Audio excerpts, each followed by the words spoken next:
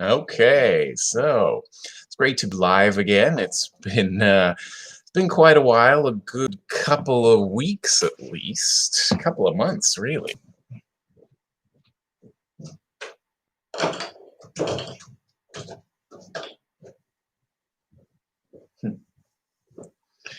So it'll be great to go live and see all of you again. And like most of the other live streams that I've been doing, in this one, I encourage everybody to participate, to say their ideas, any experiences they've had, anything they've heard, even just good resources. And that's kind of the whole point of this one. As you know, it's about practical ideas for abolishing the police, because this is becoming this whole cool new trend now, right? Defund the police, and of course, those of us who are a little further to the bottom left might say abolish the police. And these ideas are really gaining traction. I made a video a couple of weeks ago about why it's better to abolish the police than to just defund them. My main worry with defunding is that they could still be reconstituted in some other way, that it would be almost the same, because there would still be, there's still plenty of people with money, including the government, and they might just hire lots more security guards. Abolishing prisons, yes, thank you for mentioning that. That's going to be here too, definitely. They might just hire lots more security guards, or anything. Or they could just shift the burden onto state and federal police, eliminate the local police, but then bring in all these other police who might be even worse, might be brutal. So the theme here today is, without the police, who are you going to call? There are some. We'll get to that in a minute. Feel free to throw out your ideas at any point, because I'll absolutely be reading them. I should probably start, though, just in case people haven't really thought of it, a kind of at least a bare bones argument for abolishing the police.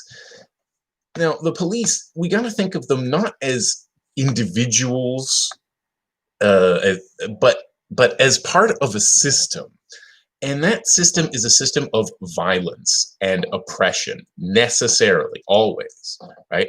That's the whole purpose of police, is to enact the will of the ruling class in any society. We talk about the police in a capitalist society, but really some form of policing has been around ever since there's been class society, because the people on top know that they need someone to prevent an uprising as soon as the people realize how badly they're getting screwed. Yo, what's up?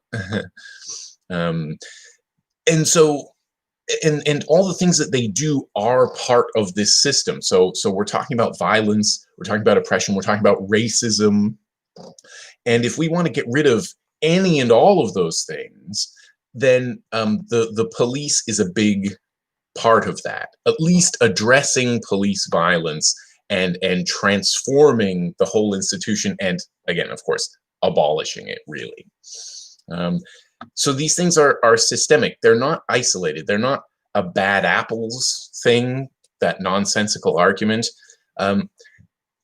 One of the main things that the police do is uphold the law, and that in itself is a problem. We see that as being a good thing, but that's very suspect, because the law is really, again, the rule. It's the ruling class telling us what we're not allowed to do, right? Everyone hates politicians, but when they write something down, oh, of course we have to obey it no matter what it is, because it's the law, right? So we don't want people upholding the law. That's part of the problem. You could it's been suggested, since we're already on ideas here, it's certainly been suggested that of just getting rid of laws. Even the very basic thing you could do might be to decriminalize weed, really decriminalize all drugs, but at least to decriminalize weed, because people are going to jail even for that. And when you go to jail, at least in the United States, and probably true in several countries, they could farm you out as slaves, as prison slaves. We don't want that. We want to get rid of that too. And it's not about private prisons, just like it's not about the militarization of the police. It's about the police, the prison. Those are the institutions. Those institutions should be eliminated, should be abolished altogether. I'm sure there's objections. We can get back to them. So, okay, so getting rid of all laws. So let's talk about that, since you're asking. I would say yes. I would say we should get rid of all laws. And even more importantly, get rid of the power, the monopoly power that the state has of creating and enforcing those laws. In my opinion, there's a big difference between laws and rules or norms. All societies have norms. So, for example, I mean, a simple thing might be just don't kill somebody, or at least don't kill them if they haven't done anything to you, right? That's a pretty common norm. Now, let's say that that there are no laws saying don't kill, but there's still the norm. That means that anybody in the society is still not necessarily empowered. They should be empowered, but at least it's equally legitimate for any of them to uphold those norms, right? So if someone's killing someone, it's totally legitimate for you to stop them, because that's against the norm. Now, the thing about the law is that it's really only something that the ruling class imposes on the rest of us. Things like no killing and no beating the hell out of people for no reason, those would still be those would still be taboo. You still can't do those things. But it would also mean that there's no, no drug laws, right? So a drug law is there to assert control, for the state to assert control over your body and your choices, and say you're not allowed to do this, and then throw you in jail. And as I've said in, I think, my last video, there's more to it than that. There's a lot of reasons for it, but I don't see any of those laws as legitimate. Whereas, like, if there's maybe a community where they say, oh, we hate that the devil's lettuce or something, then they might say, in our community that stuff's banned, or it's banned for anyone under the age of 15 or 20. I mean, more realistically. So yeah, get rid of laws. Okay, so this is great. Restorative and distributive justice should replace carceral systems. Yes. Yes, absolutely.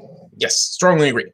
So yeah, and it's great that you've used the right words. I mean, I'm sure you know the vocab already, but it's great that you're using those words, because then people can really look it up, right? Restorative, distributive justice, transformative justice. There's a lot of words for them. And yeah, I think that's really important. One thing we can say on that note of transformative or restorative justice, let's use that. In fact, there's a lot of things. First, a lot of people don't really think of punishment and justice as being two separate things. A lot of people think this person did a bad thing, or not even a bad thing, but something that was against the law, not the law, and throw them in prison, right? Or some other way punish them. We have to punish them, right? But those really aren't the same thing. It's really not the same thing to punish somebody. Why does somebody who, again, maybe just sold or bought some weed, or or a lot of things. You can go to jail for almost anything. Why should they be thrown in a cage for maybe several years? And again, in the case of the United States, farmed out to a corporation and forced to work for them for almost nothing. Why is that justice? It's not. It's punishment for violation of the state's prohibitions, and that's really all it is. Restorative justice is where people from the community, people who know the people who are involved. I mean, it means a lot of things, but the way I understand it, the way I've heard it described, people from the community, people who know the people involved, are the ones who kind of who do everything, who are involved in this justice. It's not some judge from up on high telling them this is the law, this is the penalty, this is what's going to happen to you. It's more like a small council of local people who know, the perpetrator, know the victim. They can be much fairer in their judgment. I mean, maybe it was a really heinous crime, and they want, the person really needs to go to prison. I mean, what if somebody committed rape, for example, or goes around killing someone? Obviously, they need to be restrained somehow. But most crime, those are very relatively, when we talk about crime, those are a much relatively fewer number than, again, things like just like selling drugs, or because of course the police want to catch the low-hanging fruit, and a guy selling drugs on the corner is much easier to catch than someone that you don't know who they are, don't know where they are. So if you know the people involved, maybe the person, I can't even think of an example, but they were doing something bad. They were going around smashing windows for fun, smashing windows in a house. Now you can bring, maybe that person's parents or their friends, their relatives, and all of kind of the victims of them, and you can bring them together into one room. You can find out what would be the best. If you need punishment, then maybe there's a punishment, but not necessarily. It could be just that they need, to understand how their behavior hurt somebody. Maybe that was all it was. Well, I mean, there have been lots of different experiences. That's kind of why we're here, because if you have any experience in restorative justice, if you have any kind of specific cases, then that could be useful. It has happened on a large countrywide scale before, with truth and reconciliation commissions. So you could look into those, but I think restorative justice is better because it's a community level act, let's say. Revenge and punishment are not ways of preventing crime. Studies have shown they're really not very useful tools for preventing crime, things like prisons or police for that matter. They don't, and of course, even the idea of crime, we have to rethink, because that's crime is only coded by laws. Really, we should be thinking in a whole different way about things like violence and hurting people. The question isn't, is it against the law? The question is, did it hurt someone? And then whom did it hurt, and how can that person be involved in restoring this person to life back in the community, you could say? That's certainly one way of thinking about it. Really, police aren't necessary at all for that process. You could argue that the police, certainly people are arguing this, that the police are necessary for capturing those people in the first place. And now, why is it? Yeah, exactly. Now, why is it that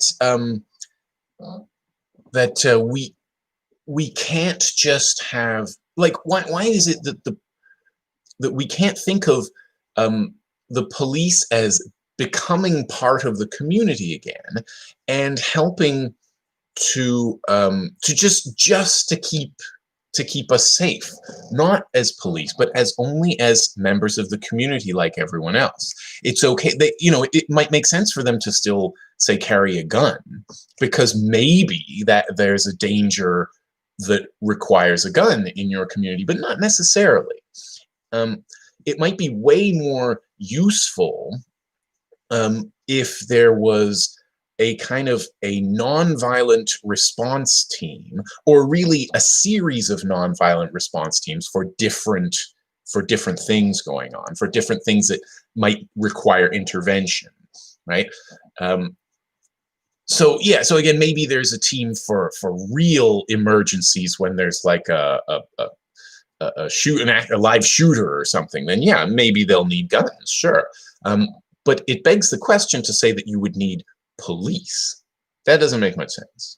You really just need some kind of people who can solve this problem, who can help with this situation. That's why I think of that as being the kind of the biggest solution in an urban situation, at least, that there's multiple teams that you can call because it's useful, and people love the idea of being able to call 911 or whatever that is where you're from. And so it's great if there's a number that you can call. So maybe it'll still be 911. So we'll call 911 and they say, what's your emergency? And then you tell them and they say, okay, we're dispatching this team. Now, it's not going to be a bunch of cops who are going to show up and kill your dog. It's going to be people who are trained in the specific, in managing the specific problem that you have, So obviously, like take there's so many things that we could talk about, really. So like maybe domestic violence, for example. There's already people that you can call for domestic violence issues that aren't necessarily the police. I mean, I don't know. Again, I don't know where you live. Maybe not where you live, but there are people that you can already call. Now, do you trust them? That's a different thing, and that's why. That's one of those things that should transition to not being part of the state. In fact, that's let's see. Yeah, exactly. That's a great idea. An armed response team whose members rotate, exactly, because that way they're unlikely to kind of consolidate power, right? And say, yeah, we're the armed guys, so you have to do what we say. Right? Yeah, that's a great idea. Yeah. Let's see, where are we? Oh yeah. So there's this kind of meme going around related to defunding or abolishing the police, and it's like, who are you going to replace the police with? And they just kind of go social workers. That's not a really good answer to that question, because social workers, they may not be as bad as the police, but they still work for the state and they still have the backing of the police, which means that what they do still, it tends to involve violence, in the same way that, say, a landlord's job involves violence. Like, they aren't the police themselves, but the police will come and kick you out if you violate their rules or whatever, right? Same goes for certain social workers. I mean, social workers are still part of the same state. They've been known to break up families that, for bad reasons, and sometimes with the worst possible results. So it's not a really good answer to that. But we can think of anything that social workers might have to do, and again, we can have certain teams that are only accountable to the community, not to the state. We can have them for intervention, right? So there's a certain balance, I think, between respecting people's privacy and respecting their parenthood, as it were, and protecting kids, right? There's a really fine line, and it's hard to know exactly where it is. But it, I think strong communities can find that line, because it, you know, when you really get to know each other in the community, and I, by the way, I use a wide definition of community. I don't just mean like your immediate neighborhood or something. I mean even friends and family, anybody who's like within half an hour drive of you or something like that could be part of your community. It's not the same as a network exactly. So it shouldn't just be a network. I think it should be the people around you, the community. But it's not easy to define that or to say where the lines are. But that really depends on the community itself. They can make those decisions. They can decide exactly, how much intervention, what questions to ask. I don't know. I think it's really important that the community is involved, that the community itself is involved, rather than, occupiers who probably aren't even from that community, and that's the police, of course. Yeah. Okay. So that's kind of, yeah. Again, speaking of, like, we were talking of punishment. And there's so many, we need to get away from this punishment mentality. The idea that there could be any reason for just killing somebody for just breaking the law, or that throwing people in jail is, the natural response. Of course we should be doing that.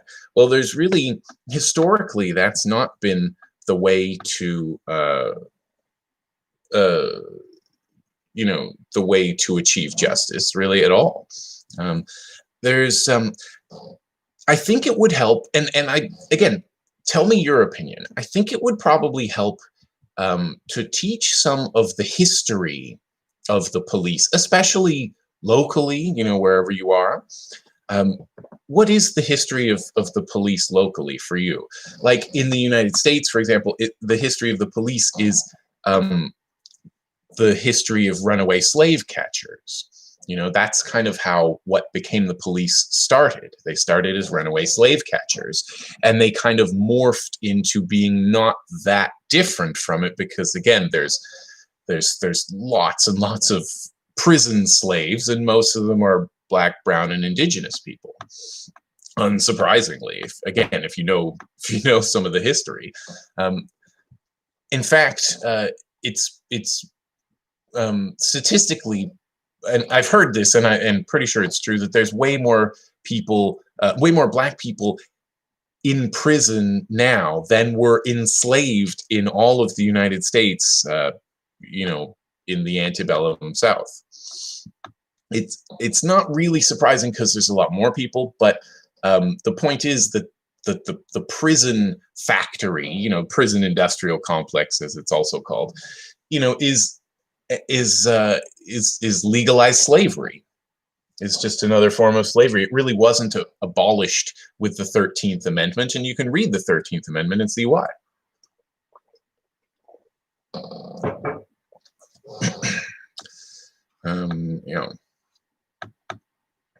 Okay. Yeah, I mean, the 13th Amendment doesn't really prohibit slavery. So they said, great, we can still have slaves, and they still have. Okay, so there's a lot more possibilities. When this video is over, I'll be posting a bunch of links to give more ideas and stuff. Lots of stuff that you can look up.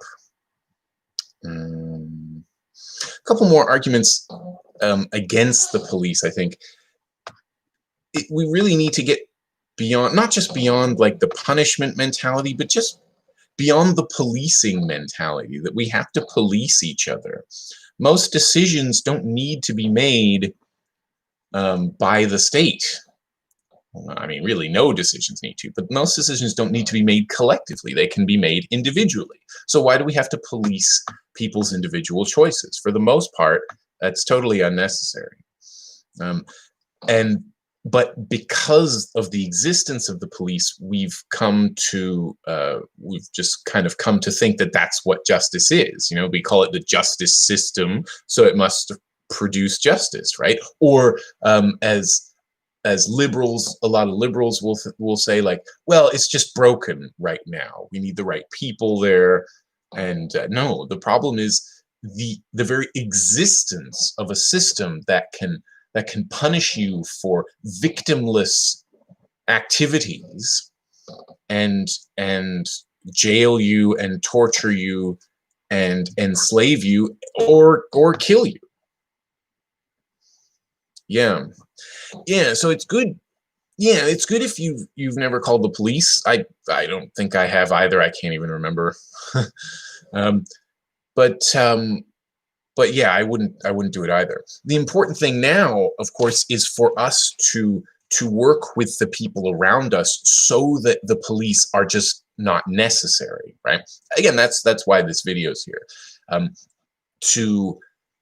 To come up with ideas, and we've got lots already, to come up with as many ideas as we can for how we can unite and make the police just unnecessary.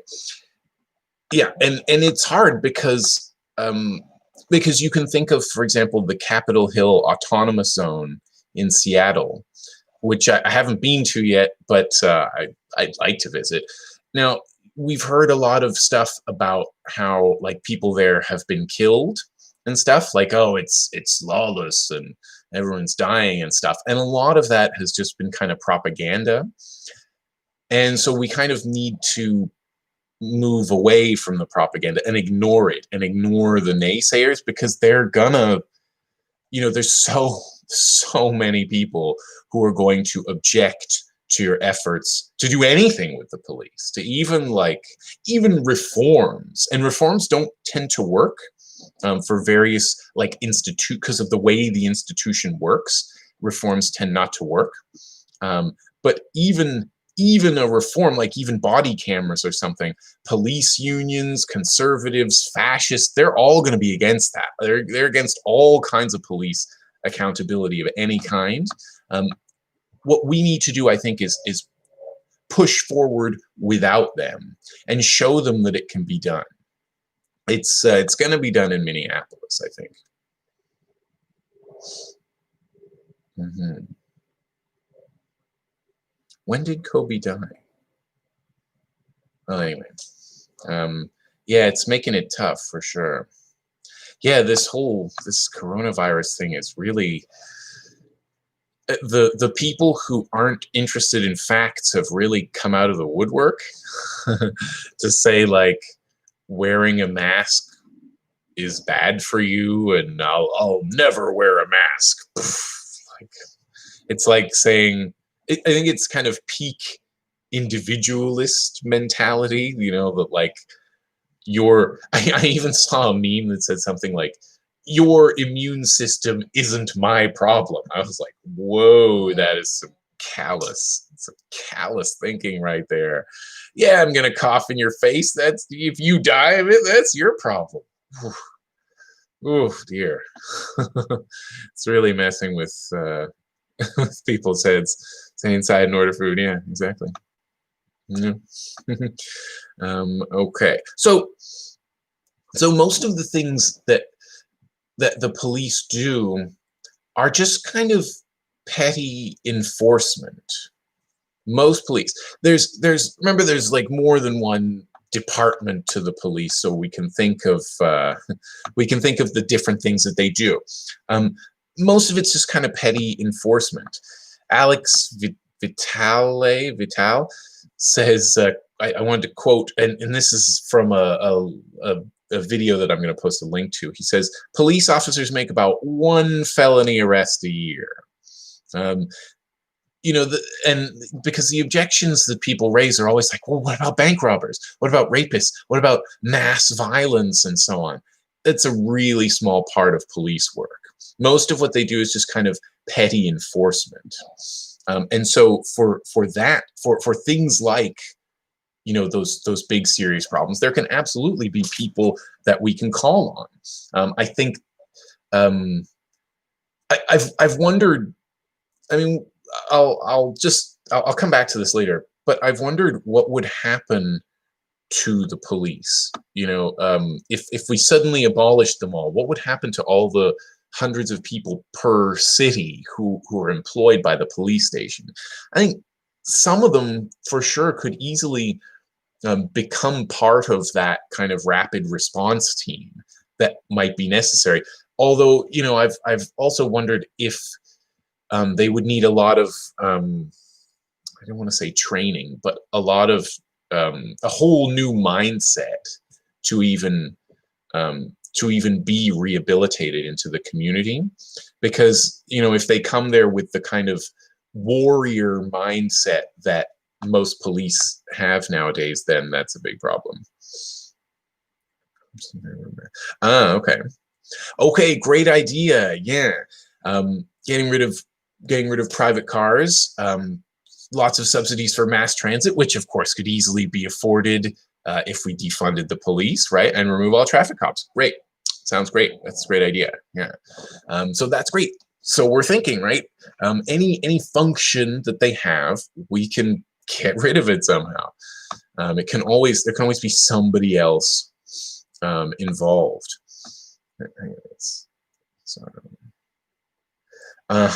Yeah. Get them out of schools too. Yeah, that's an important thing too. I don't know what SRO stands for, but some officer at a school, I guess, right? Yeah, that's another big thing that and I've read about that, and of course, not at all surprising if you know anything about systemic racism or just the system itself. It's almost invariably like black and brown people who uh, who are the ones who get arrested, and we're talking like teenagers here. There were fights at my high school too, but we didn't have police there. It would have been useful if we had understood um, restorative justice, and then as groups, we had enforced peaceful norms. But we were kids, so.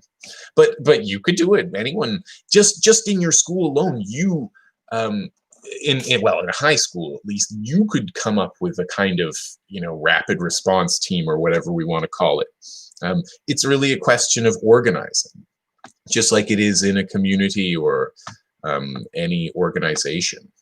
You just have to kind of organize with the right people. Don't assume any authority, of course. It's got to be kind of a democratic enterprise. So you don't want to go beating people up because you're vigilantes who saw someone, doing something bad. You don't want to just do that, right? The point is to de-escalate, to depressurize a situation. And a lot of the time it's possible. The police won't do that.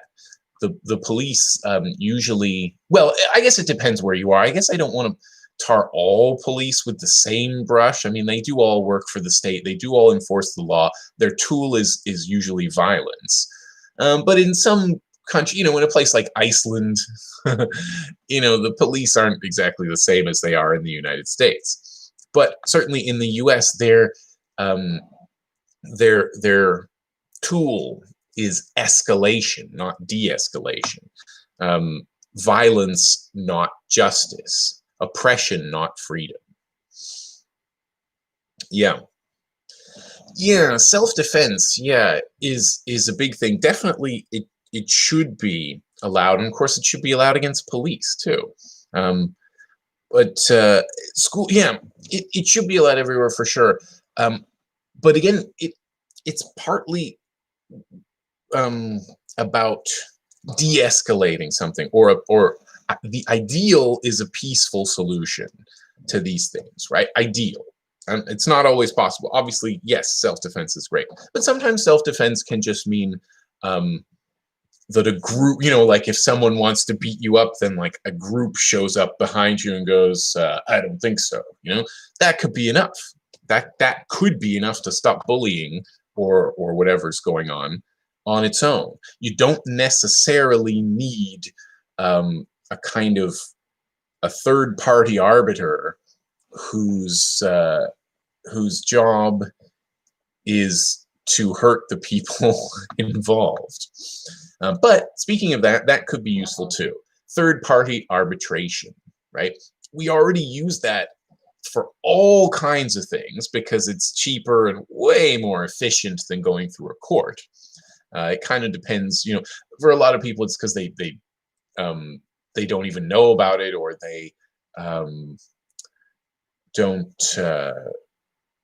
Maybe they really want to punish the person, right? But third-party arbitration is actually a really good way of settling disputes. Nowadays, of course, it's a private business, but it doesn't have to be.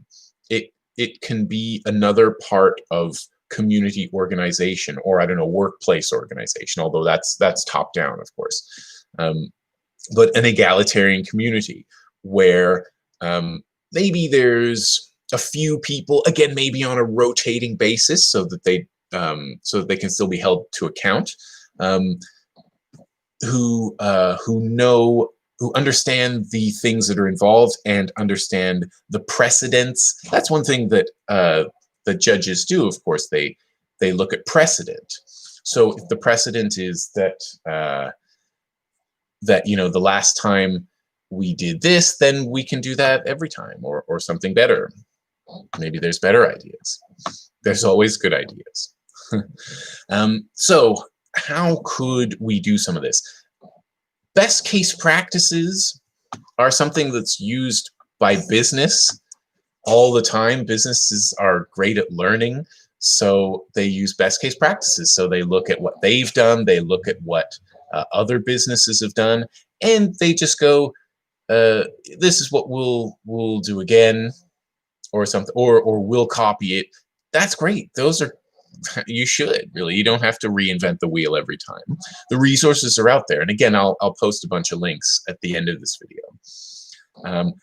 But you could start by spreading the word of mouth with your neighbors. You could bring it up at town hall meetings. It varies, of course, with the town hall meeting. It isn't necessarily the best way to bring up such a topic, especially if people don't know you, or they're not ready for this kind of thing. You might want to drum up some support first, instead of kind of just throwing out one speech. Get like 10 people to make speeches on this kind of thing. Let's see. What was I going to say? Oh, yeah, it's all about community-led initiatives. One big thing that we should be doing, I think, is to reclaim the commons. The commons being public space, all public areas, to reclaim it entirely from the police, so that the police are gone and freedom can reign, as it were. I made a video on that a few weeks ago, that included where some of these protests that have been going on have kind of kicked the police out of public space, and they've been celebrating. They've had these huge celebrations and enjoying themselves, and that tends to be what happens anywhere when they kick the police out of public space. It's a quite common occurrence, quite a normal thing to happen. Oh, and there's an organization, or at least a website, called Reclaim the Block, which makes sense. Of course, I say reclaim the commons, but that's kind of an old-fashioned word for this kind of thing. Reclaim the block, of course, makes more sense in our modern circumstances. It's important to empower individuals through community involvement, I think, to help each other, and to just kind of always search for justice and peaceful means of resolving crises. And once they've started to do that, they can set up organizing structures that that keep those things in place, that make it easy for someone to come in and help out in that sense. Homelessness, yes, okay, so that's great. It's a great point there. Yes, and for sure, police move them all the time. That's because, of course, homeless people are particularly vulnerable, right? Just like, say, Black people in a white supremacist state, homeless people are very vulnerable because they don't, because the state doesn't care about them, because the rich people don't care about them. They'd rather, not see anybody who's different from them, and homeless people like that. So they get the police to get rid of them. And so rich and middle class people do that, I think. Hey, Faizan Munir, what's up? There's okay, where was I? Yeah, so homeless people, I think, need to be part of these organizing structures that we're talking about. The thing is, we talk about intersectionality and we talk about the poor and stuff. Really, homeless people could be at the head of some of these possible initiatives. Not they probably wouldn't start them themselves. You might need to get them involved and organize them, but they could absolutely be part of it. It's not like they can't figure these things out, and really they have an intimate knowledge of the streets and the police too. They understand all those things, and if we really care about the poor, they should be part of our organizing. It's the same with anybody. It's like, like if you live on stolen land, then the indigenous people of that land should be taking the lead in organizing. That's great. I'm just fine with that. I'd absolutely support their initiatives to decolonize, to house the homeless, and so on. So the thing about homeless people is that it's almost an inevitable feature of capitalism that there's going to be homelessness. It's for sure, because of the way because homes are built for profit, right? So if you can't aid in that profit by giving them as much money as they say, whatever that is, then you're not then you don't get a home. You have to sleep on the sidewalk or whatever. And and that's why I was talking about reclaiming the commons. I think that's kind of the one of the biggest ways of doing that, because there's plenty of places really for homeless people to sleep. There's plenty of places. You may even have seen like photos of it, or you've probably seen it live in person. You can see like a person sleeping on the street in front of a business that's empty, or a building that's empty. They could be sleeping in there, but they're not allowed. If we took over used buildings, then they'd have places to sleep. Now, that also means defending those buildings too. It's something that needs to be defended, and we know that because in Vancouver, I think I heard about this about a month ago. In Vancouver, there were something like a dozen or 24 like homeless people and activists that kind of occupied like this school that of course no one's using because of COVID. And the police came on and came along and raided them and threw them all in jail. So self-defense is an important thing there, but that's always going to be the case with organizing, because it doesn't go through the proper official legal channels, and so that it can be neutered. So really all activism and all organizing that actually will show any results will be the subject of surveillance and repression, like almost inevitably. But if there's enough people involved, then these things are absolutely possible. I mean, I think about that incident in Vancouver, and I think how many more people would they have needed, or how could they have, if they had made it more public. I mean, maybe that would have resulted in a faster crackdown. I don't know. It's hard to say. But what if they had just had lots more people on their side, and lots more resources? Maybe, you know, that abandoned school would be another autonomous zone. You never know. Either way, homeless people, and just like everybody else, should be at the forefront of many of these initiatives.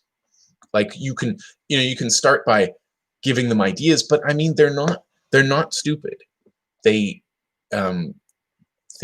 understand things like the police on a much deeper level than your average kind of middle or upper class, say, white person, because they, you know, one of them is in constant contact with the police, and one of them is so distantly removed from the police that they think their job is to serve and protect.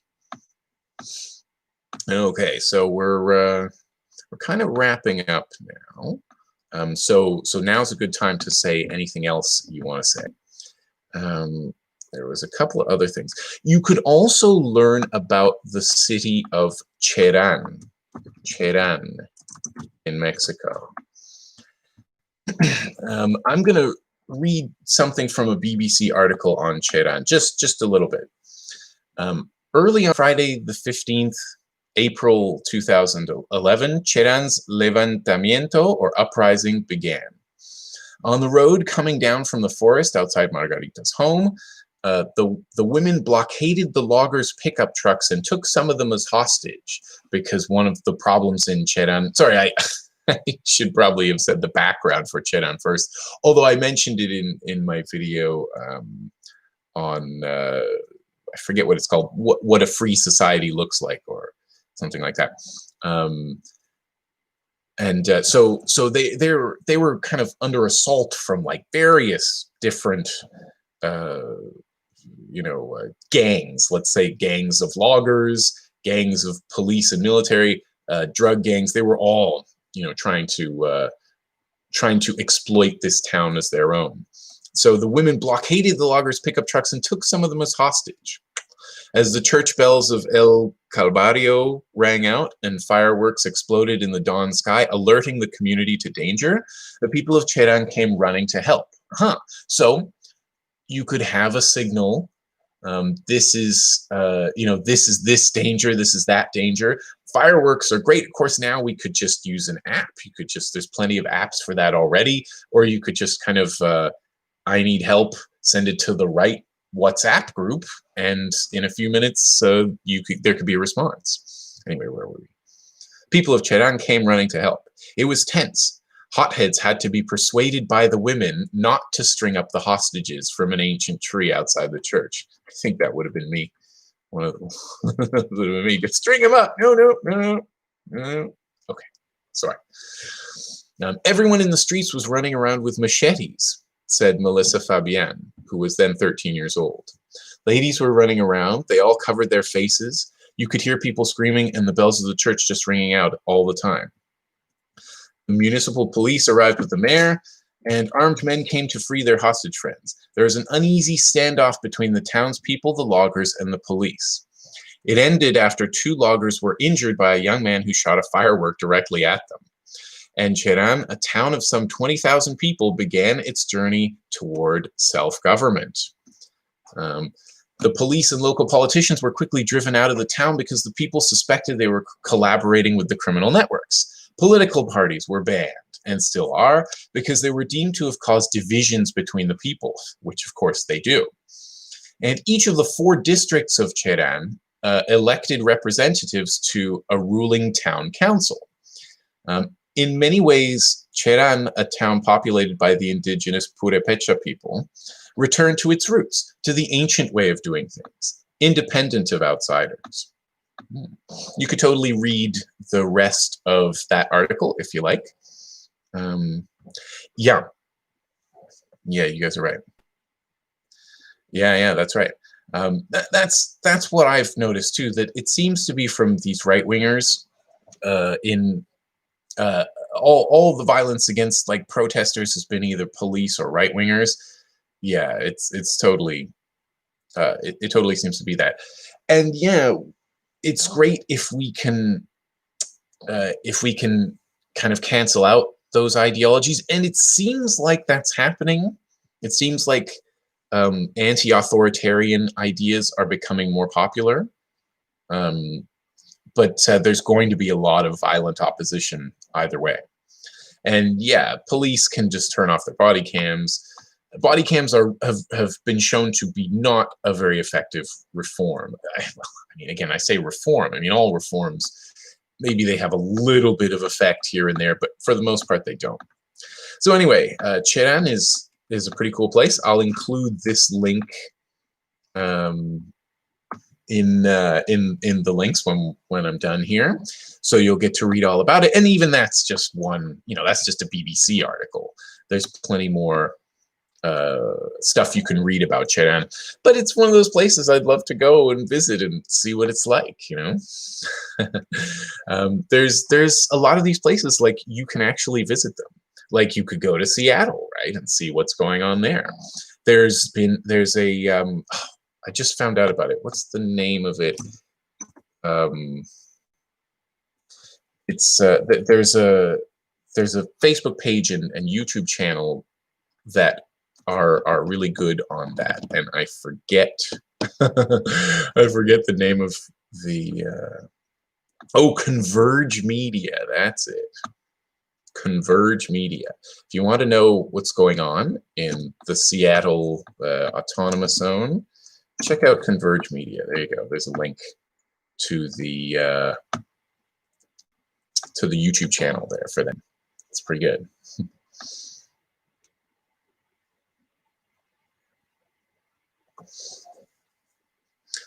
Yeah, but they still kill people, even with their body cams on. Yeah, and they might. Yeah, exactly. They might not even sentence them, right? Yeah, it's pretty messed up. Pretty messed up. Okay, so yeah, so we'll finish up now. Just to sum up, I think there's a lot of things that we need to do. One of them is canceling out these poisonous, oppressive ideologies of other people. So that means a lot of things, really. For example, teaching history and teaching what the police are, and teaching what the law and the prison are. But a lot of people's resistance to ideas on abolishing the police will fade if you show them results. If you actually show them that it can work. And of course, the right wing and state, propaganda machine will always be there to tell you that oh, look at this, oh, look at that. It's proof that these things don't work. But of course, we've got to counter with facts to kind of do our best there. There's plenty of ideas. Lots of them have been said here. Some of them will be in the links in the comments, and most of the things that that could be done probably haven't even been written down yet.